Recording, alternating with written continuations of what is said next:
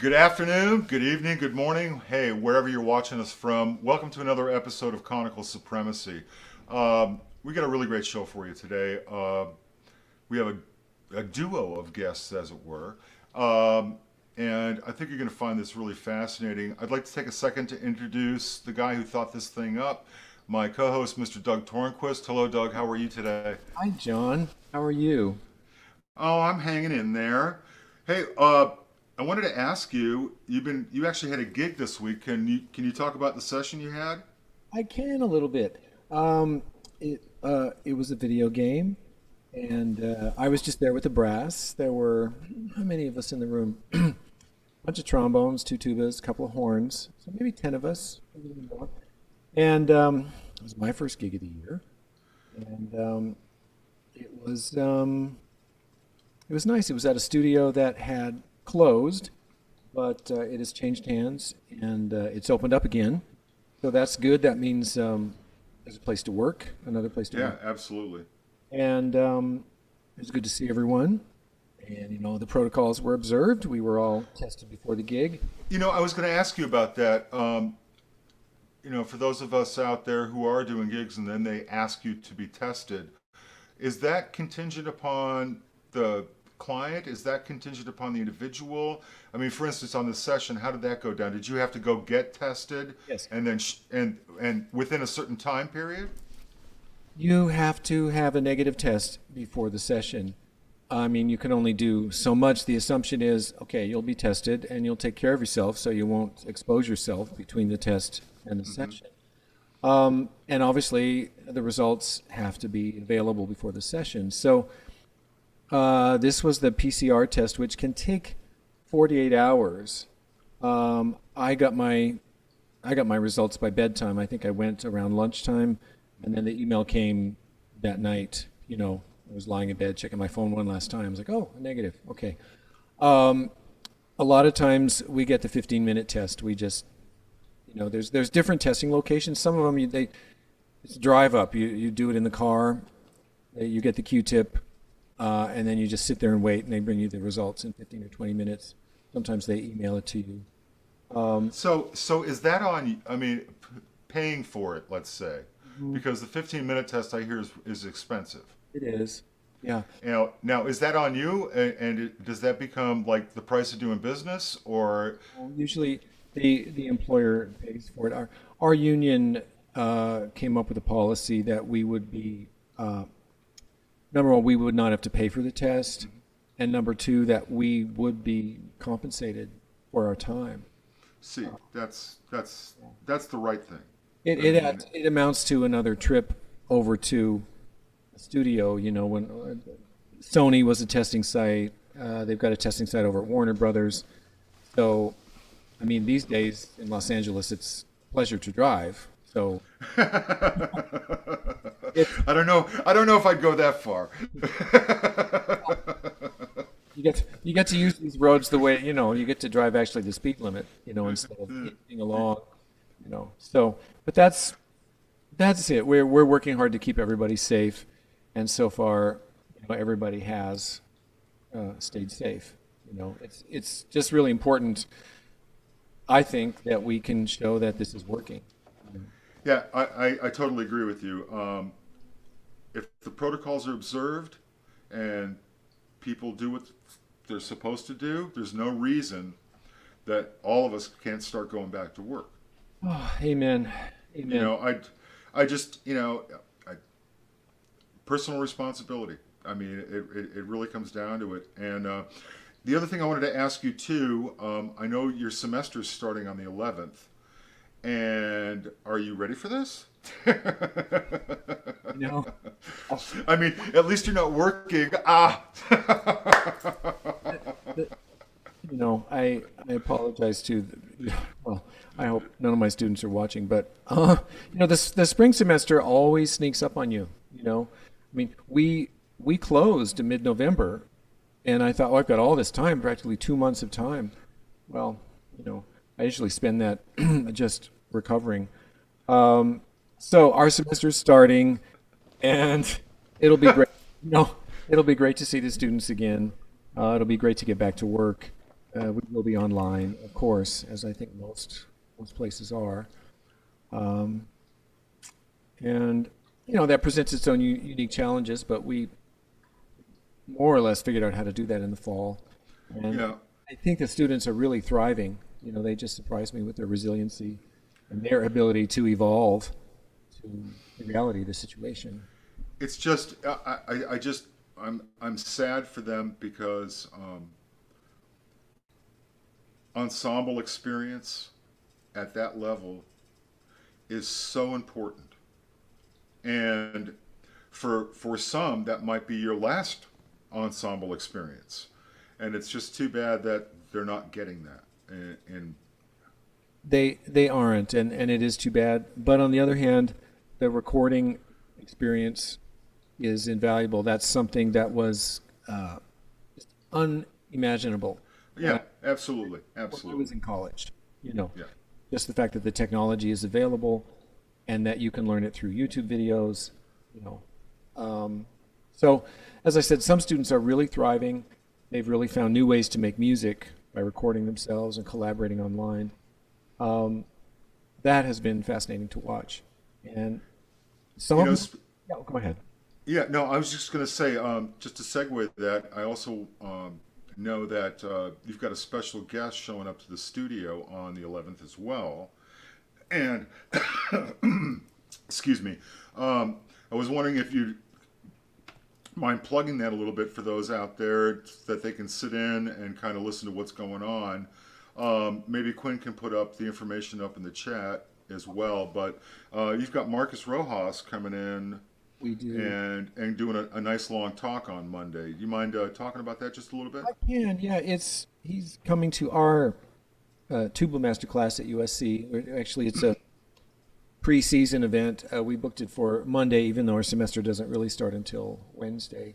But Marcus is a phenomenal tuba player. He's our generation, Hmm. and he's done some incredible things. He's, if not the top I think he's at the very top of the tuba freelance world in New York City. I mean, I don't work there, so I don't know, but he's a phenomenal jazz player, phenomenal classical player, phenomenal creator.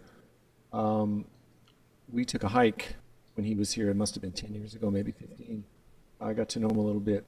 Really just a, um, a creator with superpowers. That's what I'll say. And a Yeah, phenomenal. he's a force. I mean, he truly is. Living in New York, I think that's part of the impetus for I mean, obviously, I mean, living in in the Los Angeles area. I mean, as a freelancer, we're always looking for work. I mean, it never stops, and that's what the weird thing about this whole thing is. I've still been looking for ways to work, even though I can't work. By the way, I figured out the violin part. It took me a week, but 16 bars, man. I was like, oh, it was driving me crazy. That's why I texted you. So I've been working on, just for the audience, I've been working on another series of tuba and film music, and there were these string runs that I wanted to play, and I just couldn't cop. And I've been doing everything by ear, to keep my brain healthy, and it just took forever. And Doug, you know how I am about it. It's got to be just right. So finally, yesterday there was an epiphany, like at 3:30 in the afternoon, and I'm just sitting there going, "Is that really all?" And that's what it was. Is that really all that it was? Okay. And that's what bothers me. Is even to this day, as soon as you're able to visualize what it is, oh, it's just a diatonic scale, and it just repeats itself in certain areas against a diatonic sonority that isn't the same. And that's what makes it cool. Oh, well, sure. Is that imposition thing. We've got this this whole D major thing going over, and all of a sudden you're playing F7 on top of it, so all the color notes on the extensions are just part of the lick, and that's what gives it that cool sound. And it's just like, man, I should be able to catch this immediately, and it just ticks me off that I can't. But anyway, You've got ears. that's what I would. Well, that's what I was doing this week. Honing your skills. You have ears like a steel trap, John. No, well, thank you, my friend. I appreciate that. Well, hey, yeah, let's not keep them waiting. What do you say? So, our guests today are, one is a very good friend of mine, and the other is, I hope, to be a good friend of mine. And I just can't say enough about the service that these people provide, and how much, being a union member now for about 38 years, my way of life, I think, has been insured by that situation, and I'd like to see it continue. So we're going to play a little bump right now, and we'll introduce them as soon as the bump's over.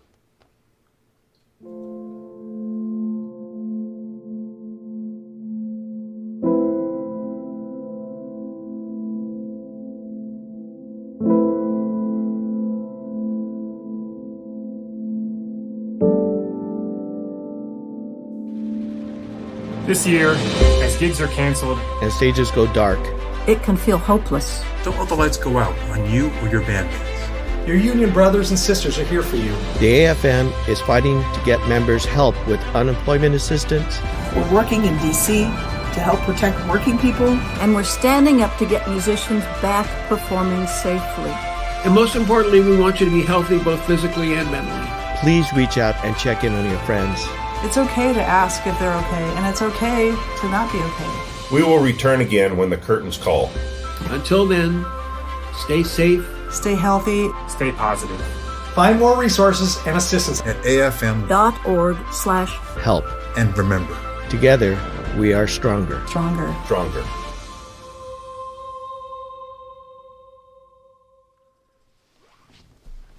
Good afternoon to my guests today, Mr.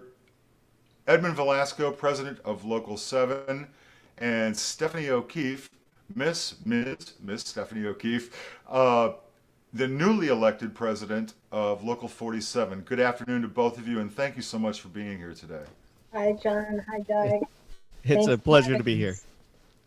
I can't say enough about everything that goes on with the union. I'm lucky enough to live with someone who's involved, and I kind of get, especially during COVID, I've gotten to see just how much in person goes on every day. And I don't think our audience really understands the full breadth of what the president of a union or even the staff of the union goes through on a daily basis, especially locals like Local 7 and Local 47, where there's a great deal of work. There's a lot of CBAs, there's a lot of orchestras, there's a lot of stuff going on, even during COVID. And maybe we can start off with you, Edmund. Since COVID started, you became president just about the time COVID started, correct? A few months into it, yeah. Who do you know that works at the union? Yeah, let's just move on. Okay. So, you were the vice president for a while, but did you have any idea that the amount of time, especially now that everything's virtual, I mean, you and I have talked. It's like when to practice. I mean, you're having a hard time figuring out when to practice. I mean, it blows my mind. It's set up right there. If I get a few minutes, I just slap on a read and start practicing when I can. Sometimes it's between phone calls. Sometimes it's between Zoom meetings. If I don't have to prepare, or I never thought I would ever say this, but there have been a couple times when I've had to go a couple days without touching the instrument because I just didn't have the time. And then when at the end of the day, sometimes it's 11 or 12 o'clock at night, and you just it's way too late and your brain is fried. But it's difficult to find time to practice, but I am still trying to do it because it does help me stay centered. Well, it's what we know, right? I mean, I can't imagine. I mean, I take a day or two off and I feel guilty about it because it's like I got to play, I got to keep this going, I got to keep it up. And Stephanie, now that you're going to say yes on Monday, are you hoping that? Are you going to buy me dinner first? I mean, is there going to be a little jewelry box for me? And no, I hope he brings flowers at least. I was merely joking. Stephanie gets sworn in on Monday evening, correct, Stephanie? And are you going to be at the union itself for this, or is it going to be a virtual thing? Or? I think I'm going to be right here. I'm really the big debate whether I want to be sworn in front of my Jimi Hendrix poster, and knowing me, the answer will be yes. Yeah. Well, I think it should be. And if you don't mind, Stephanie, can you tell our audience, just give a little bit, I guess the biggest reason is why did you want to become president of a local?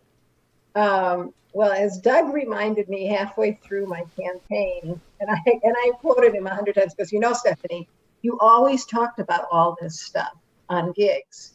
If there were 24 bars rest, I was saying to people, you know what we need to do? We need to mobilize and we need to do this. I was always the person who wanted to pick up for musicians and who wanted to tell the world who we were, what we were doing. On my own nickel 14 years ago, I started the awareness campaign, which you may have seen the bumper stickers they're floating around town. Real music comes from musicians. I don't know if you've seen those black bumper stickers with the white writing. They're pretty much around because the union's been passing them out for free for several years. And I actually wrote and registered that phrase with the state of California in 2006. And began an awareness campaign simply because I was tired of people not knowing who we were. I felt that it arose out of a Theater Musicians Association board meeting, which at that time I was a vice president. I was sitting next to dearly departed Peter Woodford, who was a guitarist on The Tonight Show. And we were going to go to the Pantages Theater and have an informational picket line, which meant that we were not on strike. We were simply going to inform the audience of a work condition that we felt was unfair. In this case, that a number of live players had been replaced by what was then called the virtual orchestra. And I believe, but at that time it was fairly new. We're going back now to 2005.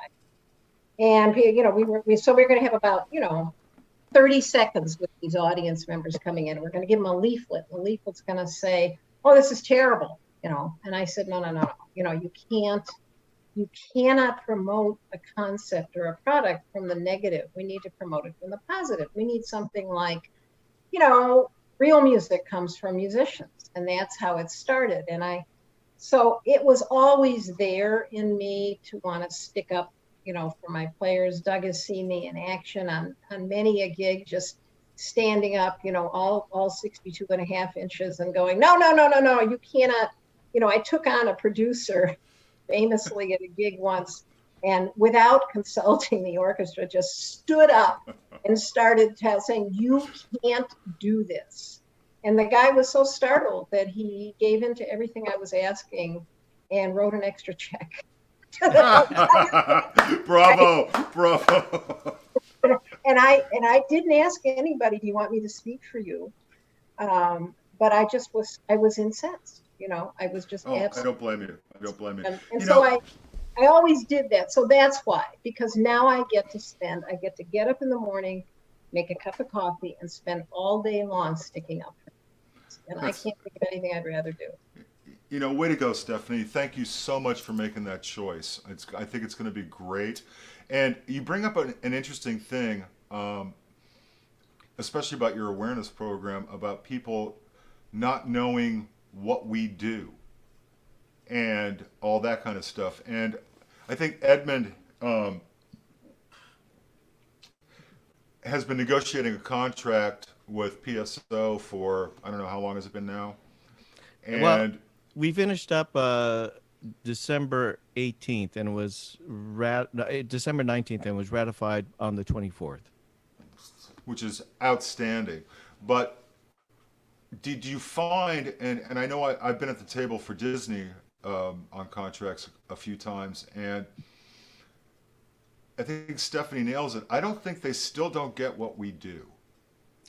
You know even what? Even after all this time, and then you go in and you try to negotiate, and it's like, well, we really enjoy your music and stuff like that, and I don't think they really actually get it.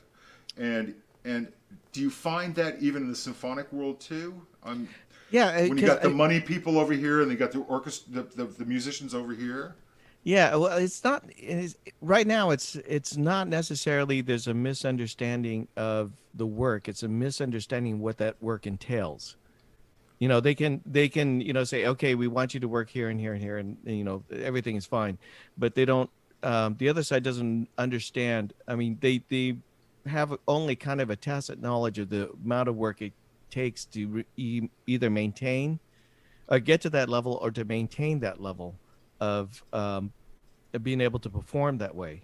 A proficiency, yeah. The proficiency of every single individual musician takes hours, and you're spending a lot of time alone, and it's because it's necessary in order to be able to perform at that level. And you notice I'm saying perform. I don't say play anymore, because we are performers. We don't play something. It's not like we're going out and playing, baseball or something like that. We perform. And I think that's a great distinction, Edmund. Way to go on that one. That's a truism there.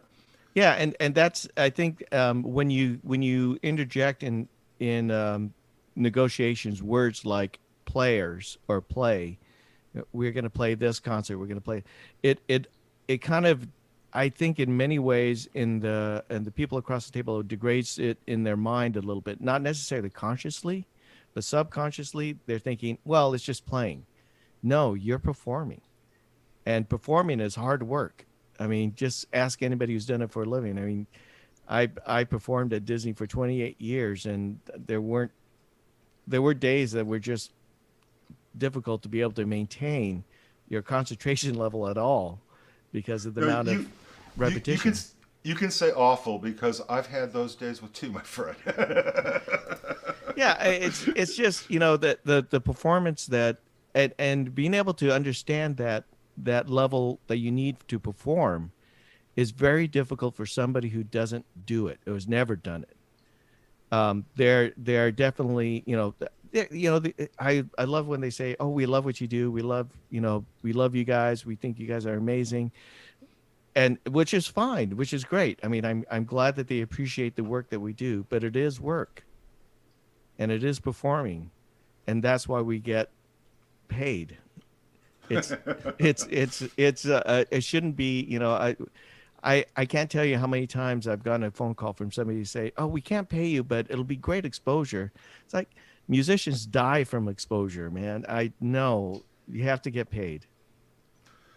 Yeah, I don't think, like for instance, Doug, you had that session Tuesday. You wouldn't have jumped through all those hoops unless it was totally worth your while to do so.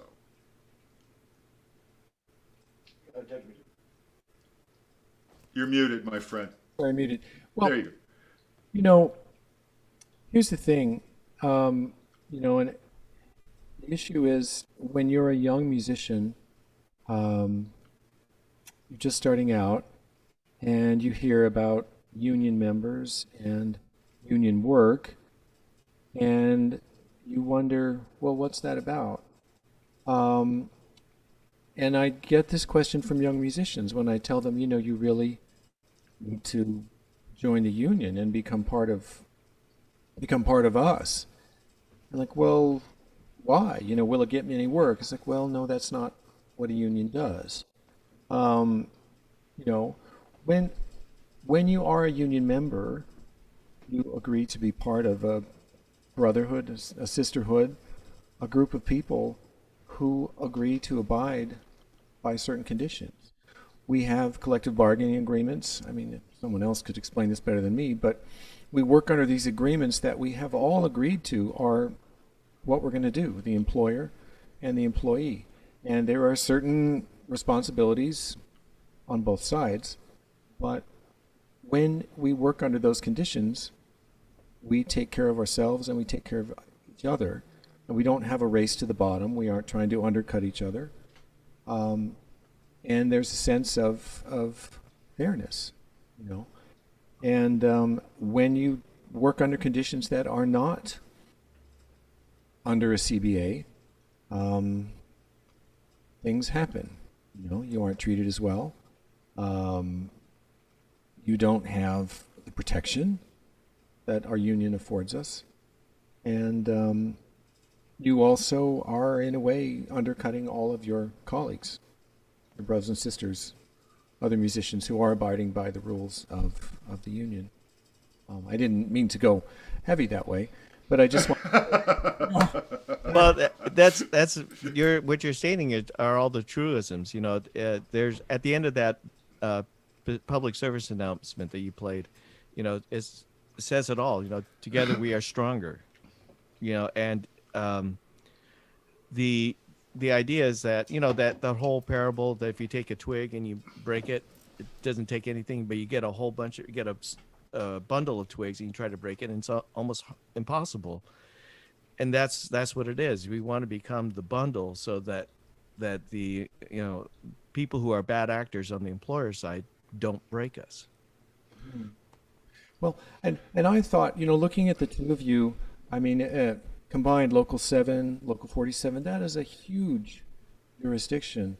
It comes from the Santa Barbara County line in the north, all the way out to the desert, all the way down to San Diego County. I mean, that's a lot of musicians. And I belong to both locals. I think most of my colleagues do. I work in Local 7. I work in Local 47. I also belong to Local 353 in Long Beach. And but you two are going to touch the lives of thousands of musicians. You already have.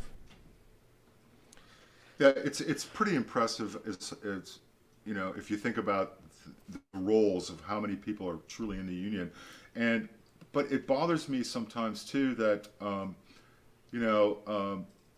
as a jazz musician, I mean, Edmund and I talk about this all the time. The pay hasn't changed on a jazz gig for, I don't know, 15, 20 years. It's the same. It's been the same. It's going to be the same. And every time that we try to inject a little bit of unionism to that, everybody freaks out about stuff. And what I don't get is why the club owners and things like that don't do that, because it's actually in their best interests to go that route.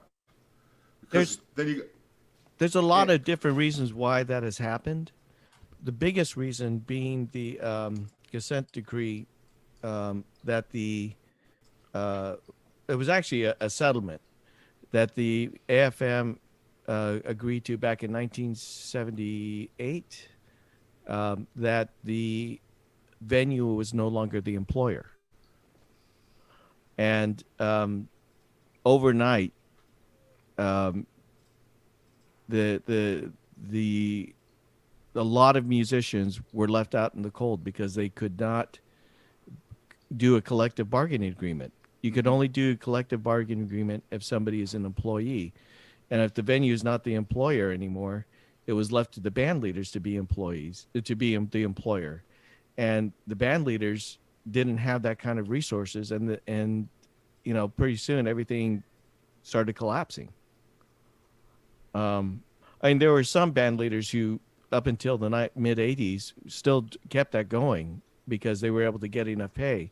But there were so many bands that were coming in that were undercutting those bands that, eventually all that work basically dried up. All the hotel work. There used to be bands in hotels all the time, bands in bars that were unionized because they had to be employees of the venue. But they won't give the musicians the same protections they would give a waiter.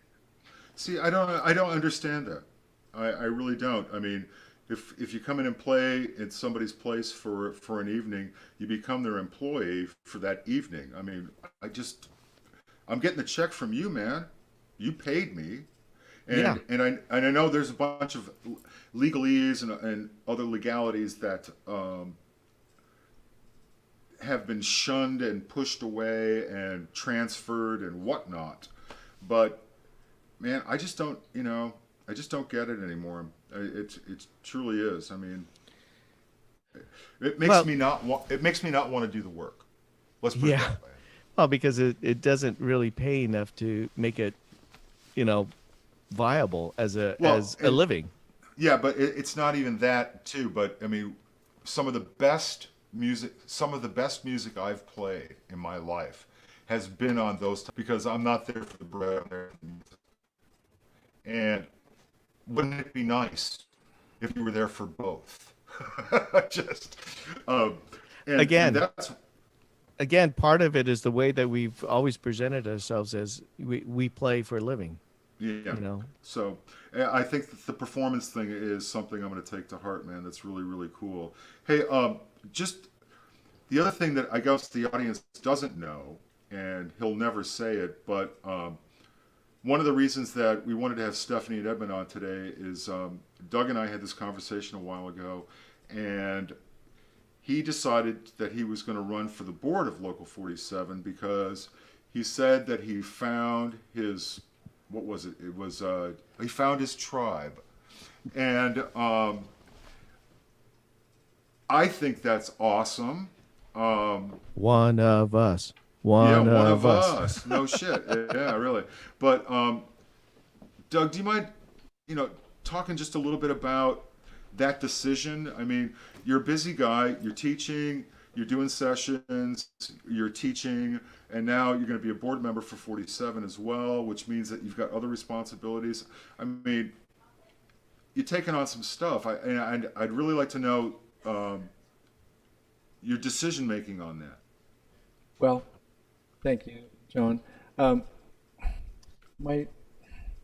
have always been involved with the union since I joined in 1989. I got my first union job, and I was told that I had to join the union, and so no questions asked. It wasn't about why, it was just I want to do the job, I'm going to go. So I went down to Local 47 and I joined, and I was a union member, and then I could call the contractor back and say, I'm in the union, I'm available for this job. And it was the Glendale Symphony playing at the Dorothy Chandler Pavilion, Lalo Schifrin conducting, as I recall. I mean, it was a huge job for me. And now, since that time, the union was a mystery to me. I would go to the general membership meetings, and then I became involved in the RMA, the Recording Musicians Association. I wanted to learn how things worked.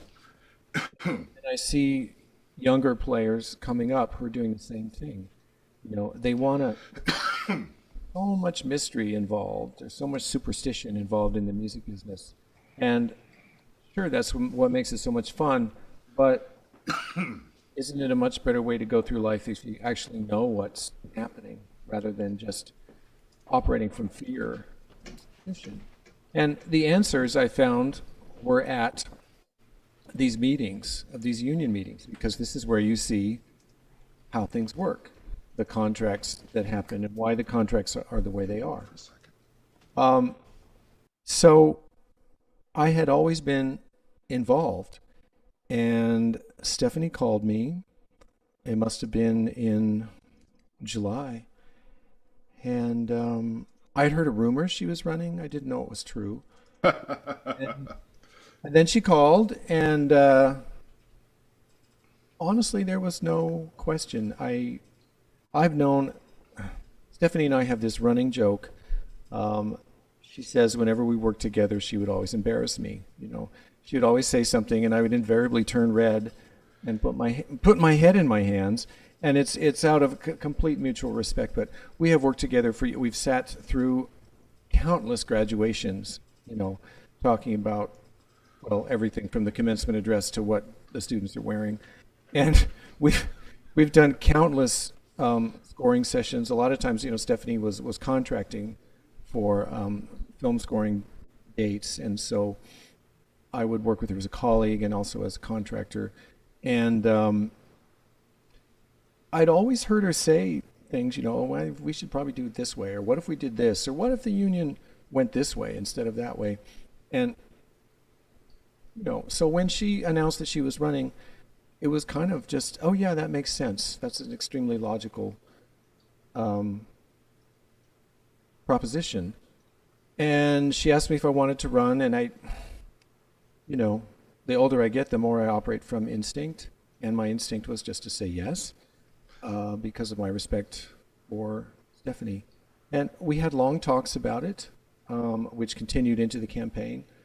You didn't really ask me this, so I won't even go there. But the reason I don't take a request like this lightly, I thought, well, if Stephanie asked me to be part of her slate, that I think is a gesture of respect, and I can't take that lightly. And I welcome the opportunity to serve. In life, what is that saying? Opportunity is not a lengthy visitor. I wasn't sure anyone would ever ask me again to be on their slate, and there's no moment like the present time. So I said yes, and I had no idea how it would work out, but somehow we got elected, and so here we go. Well, Doug, I think it's great. Stephanie, we were talking earlier, and Doug's one of 5 new board members, correct? Yes. And the learning curve on that, I'm not familiar with that level as far as that the board is concerned.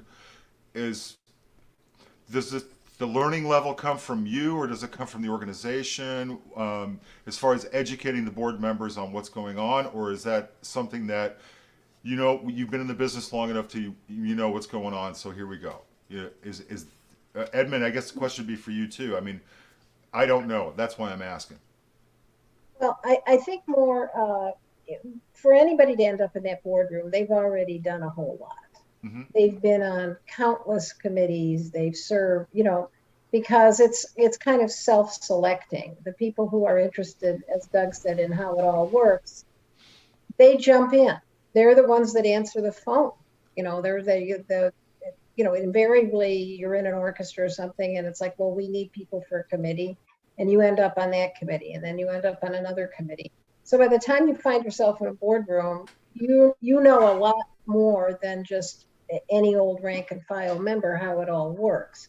Mm-hmm. So the learning curve is probably far different than you would imagine for someone who hadn't already done all that. But someone like Doug or like myself, we would have to sit down with a pencil and paper to count how many things we've done, how many committees we've served on, how many little special projects we've been involved in. But I just have to say, because we are lower brass players here, we do have a certain, shall we say, unsavory reputation that when I embarrassed Doug, I know this is hard to imagine because we're lower brass players, it was not with a whoopee cushion or an off-color joke. It was that he invariably, every single time I worked with him, he would play something that was so thrilling. And I'm the kind of person, if I hear really great music, I get very excited. I'm very effusive. I'm Greek and Serbian. I talk with my hands, and I'd go, oh my God, that was really wonderful. And then I would keep going, I mean, it's just play that high effort. And eventually I'd look over and he would just be like the color of my sweater, right? And I'd go, oh, I'm sorry, I did it again. So this went on. So then we got to the point where I really wanted to change. That's the first step. You have to want to change. And I would go to a gig and I'd see him and I go, okay, and I wasn't even kidding. I go, I'm not going to embarrass you today, Doug. I really. And he was so sweet. He'd go, it's okay. It's okay. Because by that time I had become like the aunt that like pinches your cheeks too hard. And he would see me but I spent years trying not to embarrass him. And see, I'm probably embarrassing him. Like, I just can't, apparently it's just not going to stop. But he was so nice about it. But honestly, it was really because of the way he played. I remember once we were at Trader Joe's and I was with some family members and he came up and he was there and I introduced him and I wanted to explain to them like the magnitude of who he was. And I just got lost. I was like, and you don't understand, how he plays, and he played for John Williams. Oh God, you're so but I think he's starting to turn now. But it's very important as a female brass player that when you say, I used to embarrass you all the time, it was not the way you might think a brass player would embarrass another brass player. Because look, we've all worked with certain trumpet players whose names we won't say, but who became very adept at embarrassing all of us at the right moment. So there you go. I just want to say, just to let everybody know, no, I'm not a low brass player. I'm the only one that's not a low brass player. Edmund, it's obvious. It's okay. You don't have to say it. Well, your horn is mostly brass. Yeah, mostly brass. Not the same. It's a different. Well, for one thing, they have to sit right in front of the leader, so they have to behave better. Yes. We're in the back. They know what we're doing. Well, I say if I'm ever executed by a firing squad, and see, this is how. And Doug, and you're worried about my centering myself. This is how my mind works. My dying request will be, what the heck is going on in the trombone section? Just one time. I want to know what the heck is going on back there, because when you turn around, you hear them laughing, and you turn around and there's nothing. They're just all sitting straight ahead with their hands folded. So you turn back and then it starts again. But 40 years in this business, I still don't know what's going on over there, but I have a feeling it's not good. So, but no, Edmund, you're way better behaved than a bass trombone player. Yeah. Let's not. Yeah. Anyway, so Edmund, one of the reasons I wanted to have both of you on here today is not only a great guest, but about getting out there and going forward.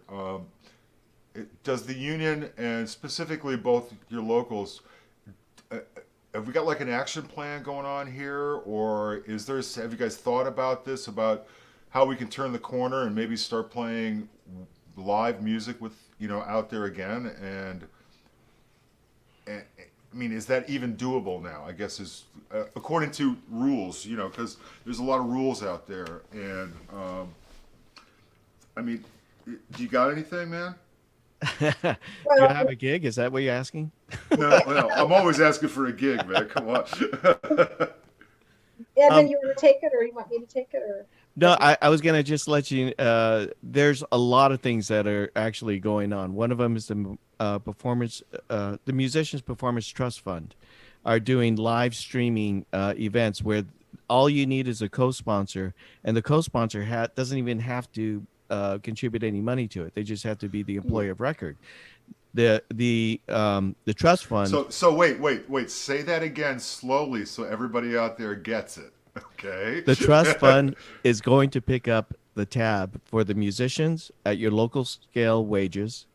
Plus, they will also pay for a technician and also a payroll service. So it costs the sponsor nothing. So all you have to do is be the employer, basically. Employer without of record. any cost. Yeah, employer of record.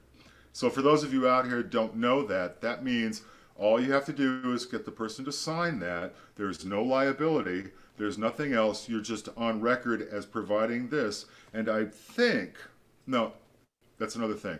So this becomes very, very simple, doesn't it? For the most part, it's very, very simple because, well, we're gonna be starting very soon a concert, a live stream concert series with the Barclay Theater. And again, the musicians will be paid by the trust fund, and it's gonna be a union gig, and it's gonna pay well. See. And then we're also working together to try to start something with the Mercantile Center, and we've also met with the Parks and Recs people to introduce ourselves to all of those people who actually do all the booking for their summer series and everything else.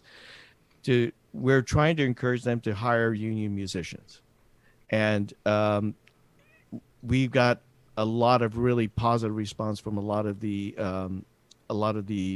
people who are the arts coordinators for the city.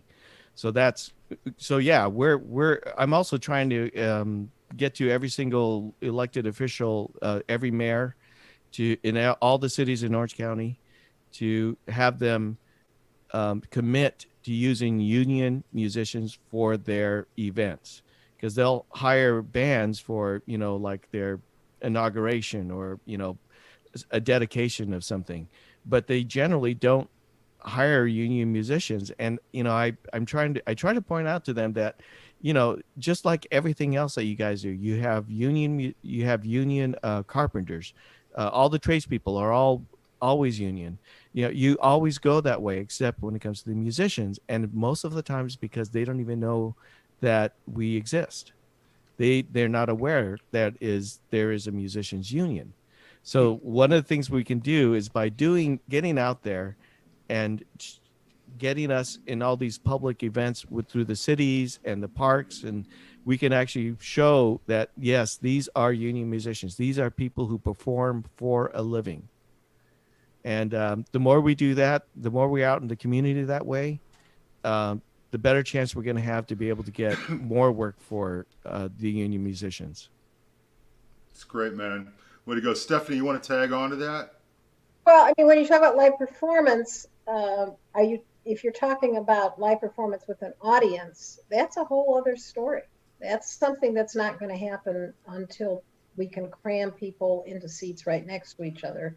Unless we want to do what they've done in Europe, which is fill part of the audience with plants. And there's a lot of humor there, which we won't go to, but but those are orchestras, again, that are state supported. They don't have to worry about donors or ticket sales. And I think when you say, does the union have a plan? I mean, this is a pandemic. The only people that are going to have a plan to get us out of this are epidemiologists.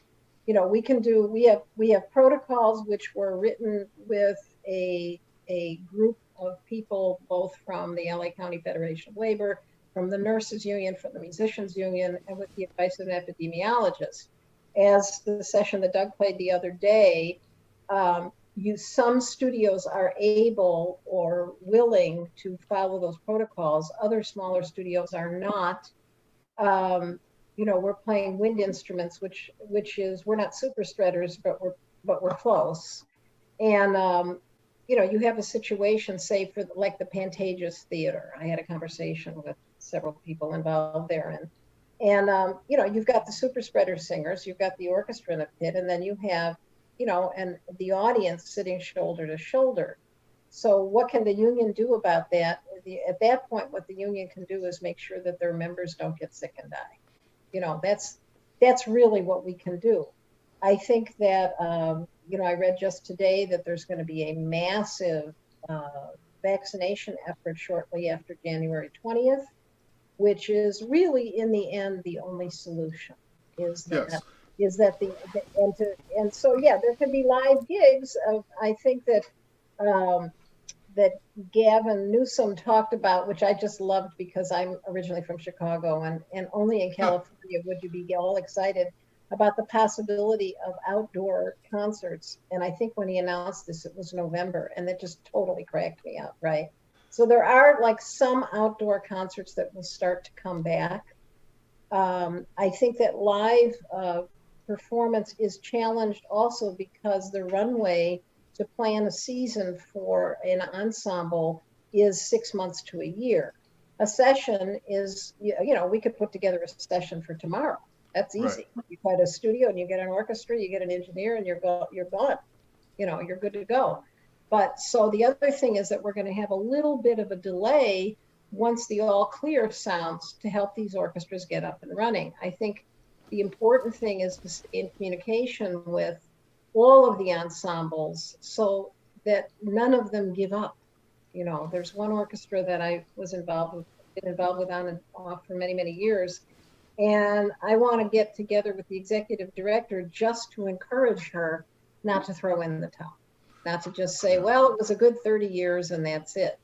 In terms of the protocols, they're written, they're already done. The union did that work. And now it's just a question of making sure that the employers follow them. I know the studio, and I know the new owners of the studio where Doug was the other day. And actually, Rick and I spoke with them a while back, and they really wanted to get up and running. So it's a wonderful thing that they did, because it's not a it's not a giant scoring stage like Fox with all kinds of resources where they can bring in a registered nurse or whatever. So that was a lot more work for them to meet those protocols than Fox would be.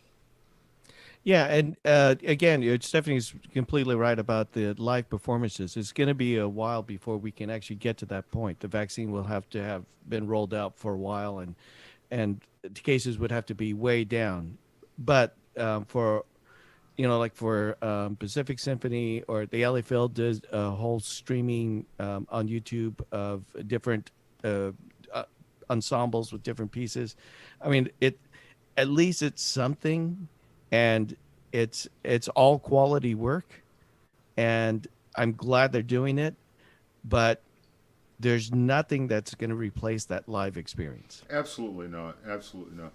Well, that's what Doug and I, when we first started the show, we were talking about the whole education process and about, especially at the college level, not being able to play in ensembles and stuff like that. Right. But at least, and then Doug brought up the point that, well, the students have actually gotten out of the box and figured out a way to make this work. And I think it's actually kind of very cool to see orchestras or large groups figure out a way to where they can still play together, even if the audience is virtual, as it were. You mean perform together? Yeah, so they can perform together. No, man, I want you to stay on me about that. No, I really do. I want to change that paradigm right there. That's a good one. But how they figured this thing out. And I think, Doug, we were talking that the Phil's got a subscription for live streaming. I think it was the Phil, New York Phil. Oh, okay. When we were talking to Alan. Oh, right. I know they're working next week. I've got a friend who's in New York. I'll have to find out what they're doing. Yeah. Yeah, I was wondering, Stephanie, does the LA Phil have a similar streaming season that you can? I don't know that it's a season. They've done some things. I think that they were more isolated. I don't think it's an actual season. Mm-hmm. I think this all brings up something that I've been thinking about for months, which is that we're actually changing, or we're forced to change, the way in which our product, if you will, is consumed.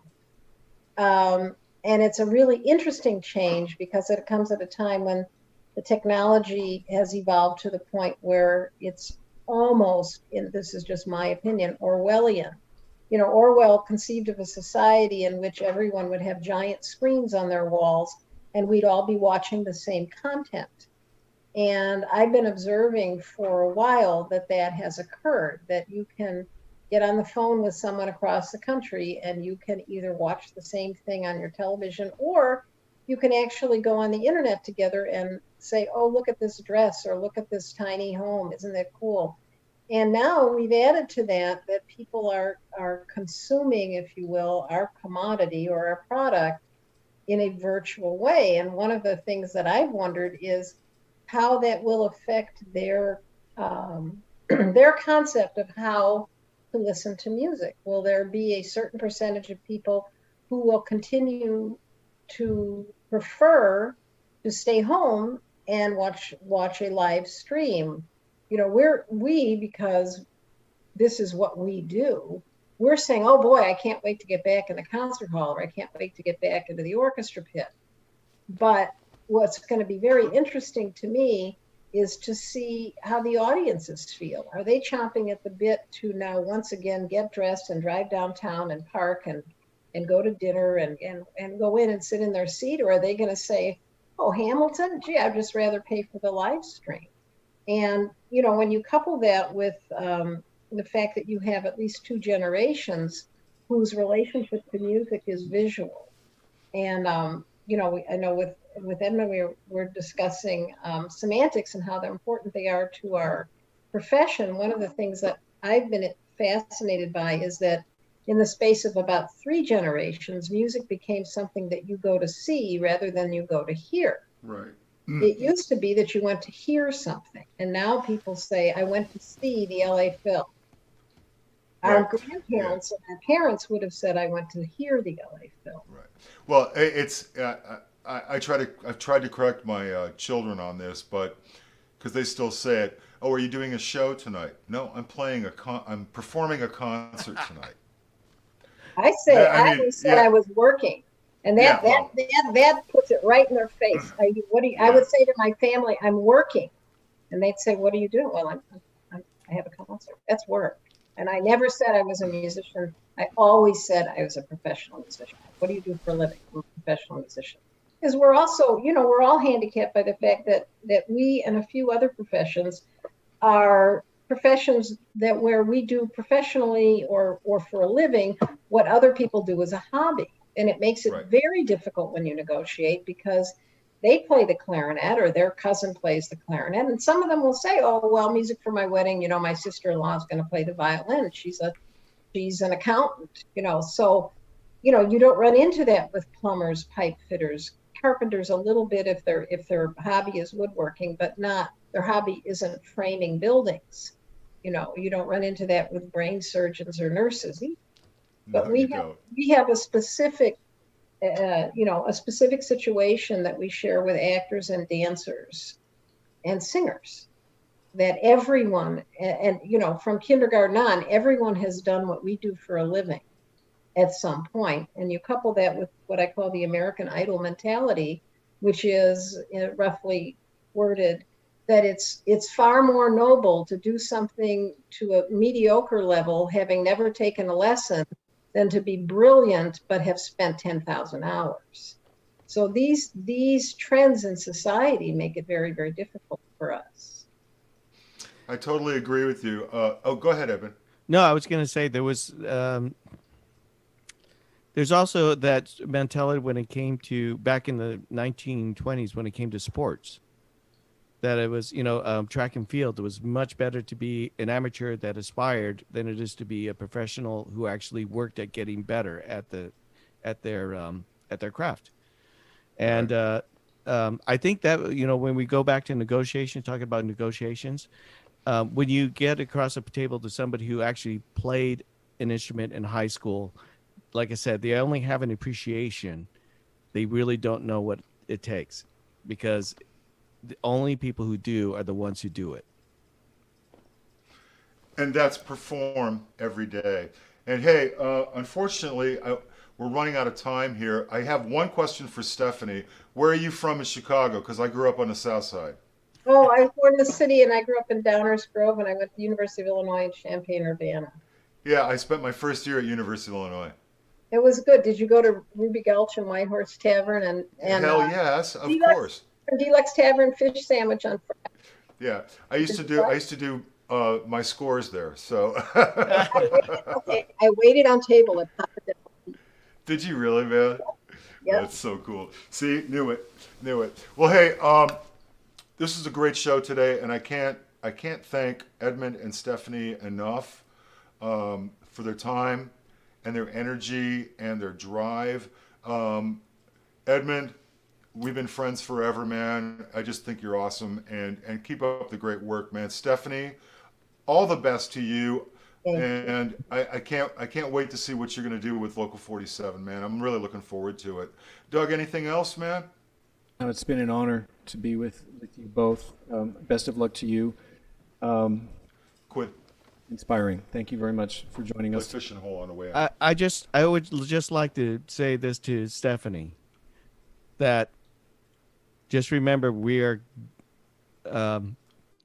just, both of us are just a phone call away. Oh, thank you. So yeah, I mean, believe me, I'm on the phone with John's wife all the time to help me through stuff, and I've learned a lot, and it's a steep learning curve, but both of us will get through this. Thank you very much. Well, hey, everybody out there. Thanks again for joining us for Conical Supremacy.